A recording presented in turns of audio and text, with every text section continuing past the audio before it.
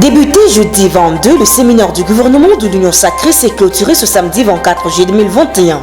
Les chefs des confessions religieuses amorcent le processus de désignation du président de la CENI. Vous écouterez l'abbé Donatien Cholet dans cette édition du journal. Et puis l'hôtel de ville de Kinshasa limité à 5 le nombre des corps qui sortiront du vendredi au dimanche dans chaque morgue. Objectif, lutter contre la propagation du Covid-19. Voilà tout pour les titres. Restez branchés pour le développement. Heureuse de vous retrouver dans cette grande édition du journal sur la chaîne de l'éducation. Madame, messieurs, bienvenue. Le chef des confessions religieuses veulent à ce que le prochain président de la CENI soit capable de proclamer les véritables résultats issus des urnes et dénoncent les pressions et intimidations dont certains parmi eux sont victimes. Suivez l'abbé Donatien Cholet. Il convient de rappeler que le présent processus électoral est soumis à l'exigence d'être crédible, transparent, inclusif et apaisé, d'où la nécessité de s'en tenir aux réformes électorales objectives et à la désignation des animateurs de la CENI en toute responsabilité. Au moment où nous nous engageons à procéder à la désignation des non-candidats à la CENI, permettez-nous de dénoncer des pressions, des intimidations et des menaces de toutes sortes dont sont victimes certains membres de la plateforme pour nous empêcher à faire librement notre travail. Cette façon de faire est un manque de respect envers les chefs des confessions religieuses et un abus de pouvoir. Par conséquent, nous mettons en garde toutes ces personnalités déjà identifiées si jamais un malheur arrivait à l'un de nous dans ces contextes. Au regard de ce qui précède, nous réaffirmons notre détermination à ne pas céder à toute tentative de perturbation du présent processus électoral qui doit obligatoirement inaugurer une nouvelle ère des élections mieux organisées pour l'alternance démocratique en 2023. À la lumière des critères fixés par la loi sur la CENI, l'idéal pour nous sera basé sur la personne ayant un leadership éthique et consensuel avéré, une maîtrise de la gouvernance électorale, des compétences managériales, une loyauté sans faille au respect de la Constitution et des lois de la République, et un courage exceptionnel de proclamer les véritables résultats issus des urnes. Enfin, nous appelons le peuple congolais à se mobiliser et à accompagner le processus électoral en vue de préserver sa souveraineté nationale. Tout en demandant à nos fidèles et croyants de nous accompagner dans la prière, nous confions ce processus électoral au très haut pour un aboutissement heureux au bénéfice de la nation. Comme annoncé dans les titres clôture ce samedi 24 juillet 2021 à Kinshasa du séminaire du gouvernement de l'Union sacrée, suivez ici Patrick Omuyaya, porte-parole du gouvernement qui fait le point sur le déroulement de ce séminaire. Le séminaire se déroule plutôt bien. Vous avez suivi depuis jeudi dernier, le président de la République avait ouvert ses assises. Et les assises se poursuivent. Nous abordons des sujets très variés. Hier, par exemple, nous avions un focus sur les sujets économiques, la relance économique, la compréhension de tout ce qui est lié au cadrage macroéconomique. Nous avons parlé de la territoriale, du fonctionnement de nos provinces. Et aujourd'hui, nous faisons un focus sur la sécurité. En tout cas, je crois que au regard de l'assiduité et de la participation de membres du gouvernement, on peut dire à ce stade que les objectifs seront atteints en termes d'une meilleure connaissance de pratiques publiques, mais en termes aussi de travail conjoint pour voir comment nous assurons la cohésion et surtout comment on arrive à faire savoir ce que nous faisons, parce que tout ceci s'est fait dans l'objectif de nous assurer que le peuple peut suivre des pas à pas les activités du gouvernement. Non, je crois qu'il était important au début, ces séminaires, il faut dire que nous aurions dû l'avoir depuis le premier mois après notre investiture, mais parce qu'il y a eu des impératifs, notamment ceux liés à l'éruption du Nyiragongo, Le programme a été plusieurs fois décalé, mais ces séminaires nous permettent de mieux comprendre les secteurs dans lesquels nous sommes déjà. Le pratique, ça veut dire la collaboration tant avec le Premier ministre et les autres membres du gouvernement qu'au sein de nos propres cabinets. Et il y a un focus qui a été fait sur la culture de l'excellence, la gestion axée sur le résultat. C'est de voir quels sont les objectifs des départs, comment on les planifie, comment on fait les suivis et comment on s'assure que cela est implémenté. Voilà un peu les axes sur lesquels le séminaire se tient et je dois vous dire que les choses sont plutôt bien parce que les intervenants sont de haute qualité, c'est des hommes expérimentés et qui nous ont permis de revisiter notre histoire politique, notre histoire diplomatique et même notre administration. En éducation, à l'initiative du ministre de l'EPST, Tony Mwabakazadi, les ministres provinciaux de l'éducation ont participé à un atelier sur l'état des lieux en province du sous-secteur. Suivez donc les conclusions de ces assises. À l'issue des travaux en groupe, les participants répartis en 5 groupes ont formulé des recommandations suivantes. Le point 1, prendre en charge par l'État des enseignants nouvelles unités. Prendre les arrêtés de modification des structures des écoles afin de prendre en charge les classes nouvellement créées. 3. Réhabiliter et construire de nouvelles infrastructures scolaires. 4. Subventionner les épreuves de TENAFEP et payer les redevances de 2020 afin de ne pas compromettre l'organisation du TENAFEP 2021, ainsi que la production et la distribution des bulletins. 5.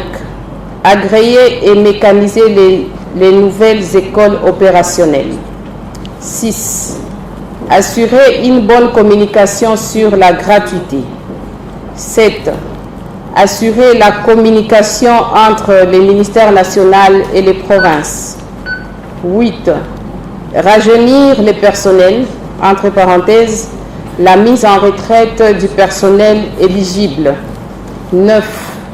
Obliger chaque province d'élaborer un plan provincial de recyclage de tous les enseignants. 10. Améliorer le traitement des inspecteurs et des enseignants. 11. Créer des écoles mobiles pour les déplacer dans les zones où sévit l'insécurité. 12. Former et encadrer les inspecteurs et les enseignants pour une prise en charge psychosociale adéquate des élèves des zones où sévit l'insécurité. 13. Majorer les frais de fonctionnement des écoles et des bureaux gestionnaires. 14. Dépolitiser la nomination des cadres à l'EPST. 15. Bancariser tous les enseignants et rapprocher les lieux de paie des écoles. 16. Interdire aux structures non autorisées d'opérer dans les écoles. 17. Promouvoir les systèmes de recrutement des enseignants par concours. 18. Veiller sur le travail de l'inspection et du SECOP afin d'éviter les monnayages de leurs services. 19. Limiter au strict minimum la création des provinces éducationnelles et des bureaux gestionnaires. 20. Appliquer la politique des non-originaires pour la désignation des responsables provinciaux de l'EPST. 21. Inciter les provinces aux efforts de consolidation et pérennisation de la gratuité de l'enseignement primaire par l'ouverture d'une ligne budgétaire dans les budgets provinciaux. 22. Construire de nouvelles salles de classe avec des matériaux locaux et à moindre coût. Enfin, organiser le recrutement des inspecteurs pour respecter la ratio et trouver la solution au problème de manque d'inspecteurs pour les options techniques. Direction primature, le Premier ministre Samalou Kondé Kengi a reçu le vendredi 23 juillet 2021 la délégation de l'Organisation maritime de l'Afrique de l'Ouest et du Centre conduite par le ministre des Transports. Sur les 3 tours, Chiruba Okindi et Michel Louvaban. Notre pays va abriter une très grande réunion, la 15e Assemblée générale de l'Organisation maritime africaine de l'Afrique de l'Ouest et du Centre, le Maroc, qui regroupe 25 États. et la République démocratique du Congo assumant la présidence de cette organisation par le ministre des Transports, voie de communication et de désenclavement. Donc c'est un honneur pour nous que nous organisions ces assises qui sont des assises de très grands enjeux pendant que le président Félix Tshisekedi, président de la République et chef de l'État, assume également la présidence de l'Union africaine. Les intérêts sont nombreux et énormes. Je ne préfère pas avant la tenue de l'Assemblée générale que je commence déjà à vous décliner ces intérêts. Vous allez le découvrir à la fin de nos travaux parce qu'un communiqué conjoint sera donné à l'intention de l'opinion. Mais ici, c'était une rencontre pour présenter le civilité à son Excellence, Monsieur le Premier ministre, chef du gouvernement.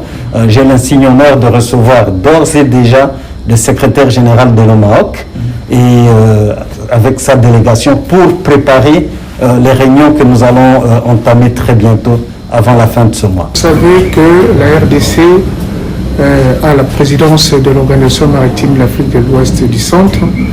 Et je suis devant mon président. Il était de notre devoir de venir présenter nos civilités au chef du gouvernement parce que, comme mon président vient de le dire, nous allons organiser deux réunions très très importantes ici à Kinshasa.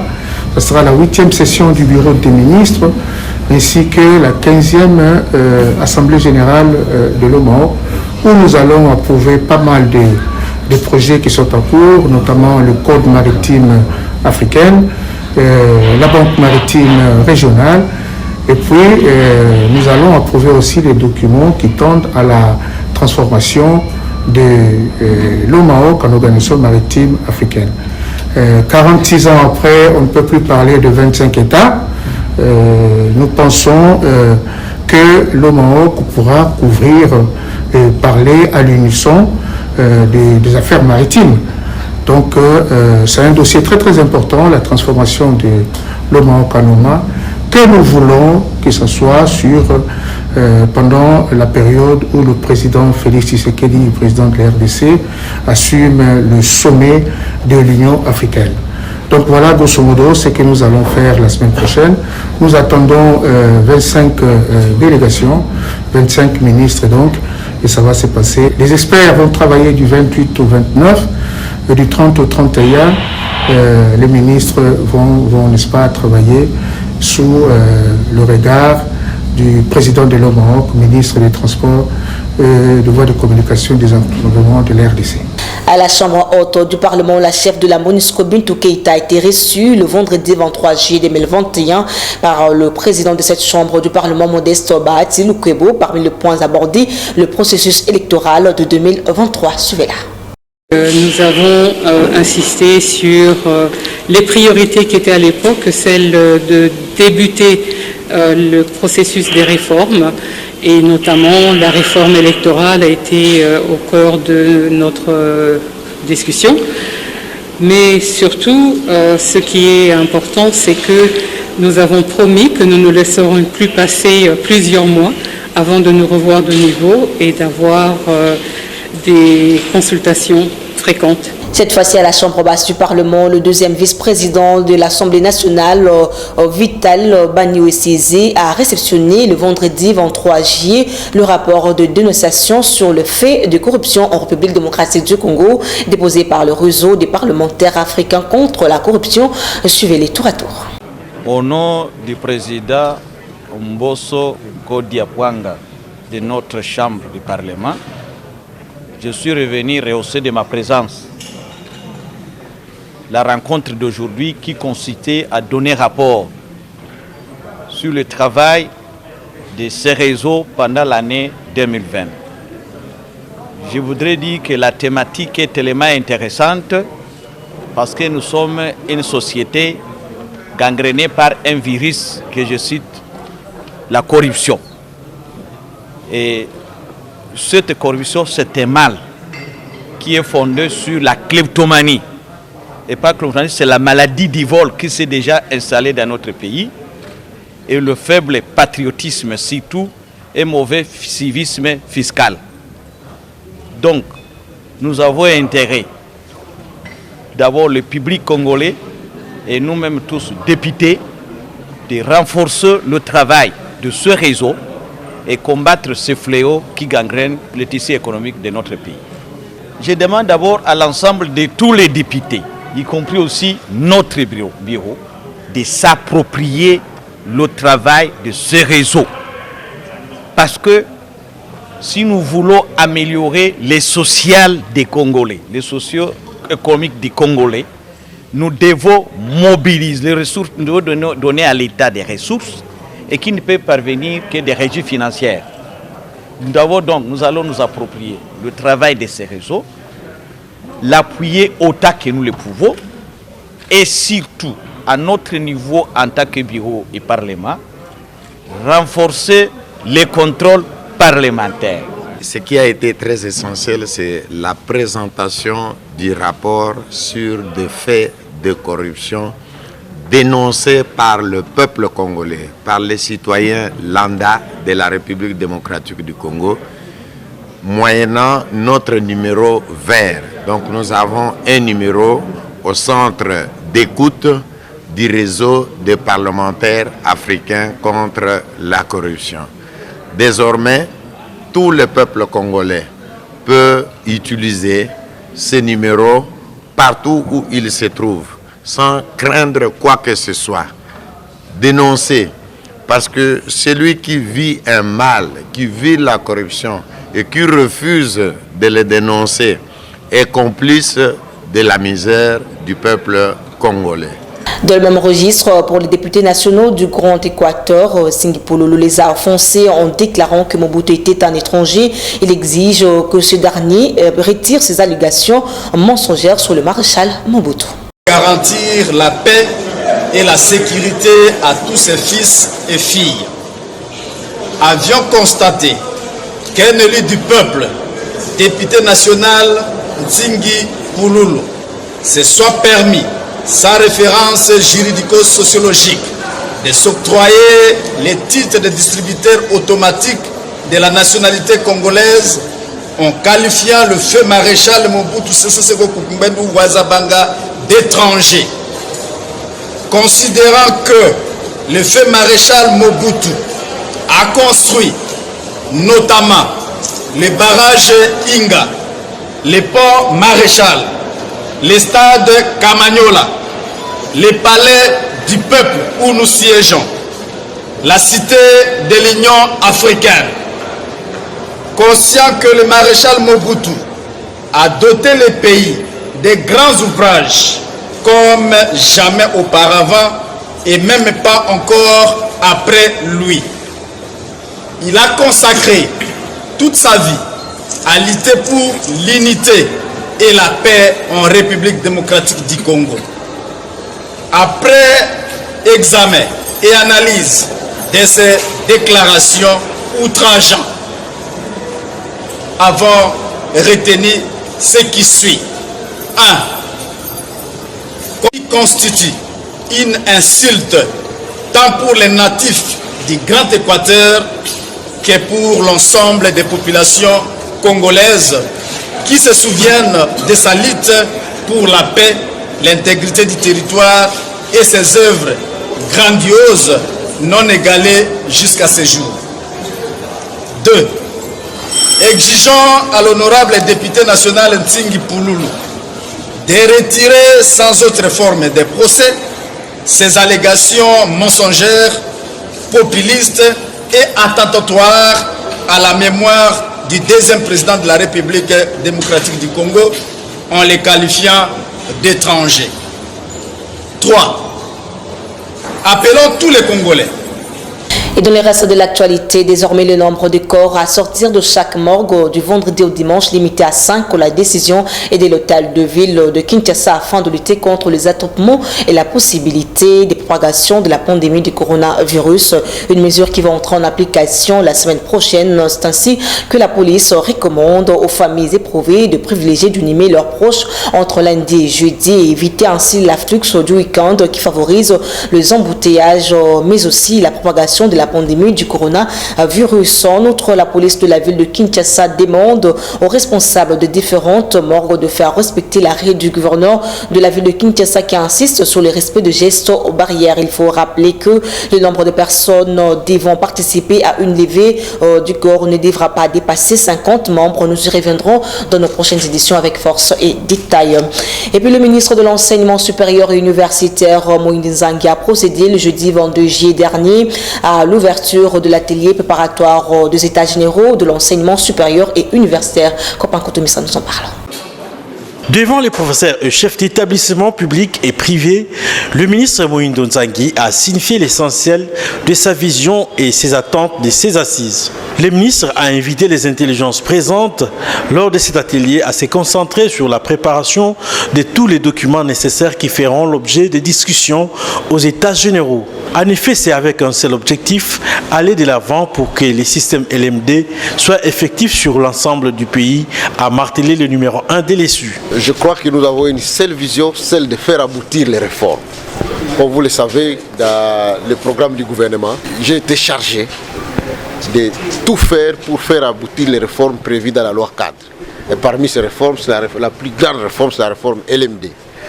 Donc les travaux préparatoires des États généraux aujourd'hui vont se concentrer à pouvoir préparer tous les documents nécessaires qui feront l'objet de discussions dans les États généraux, mais avec un seul objectif, aller de l'avant pour que la réforme LMD à partir de l'année prochaine soit effective dans l'ensemble des établissements d'enseignement supérieur universitaire. Il faut noter que l'actuel ministre de l'ESU veut que la RDC puisse réformer son enseignement en procédant avec les systèmes LMD.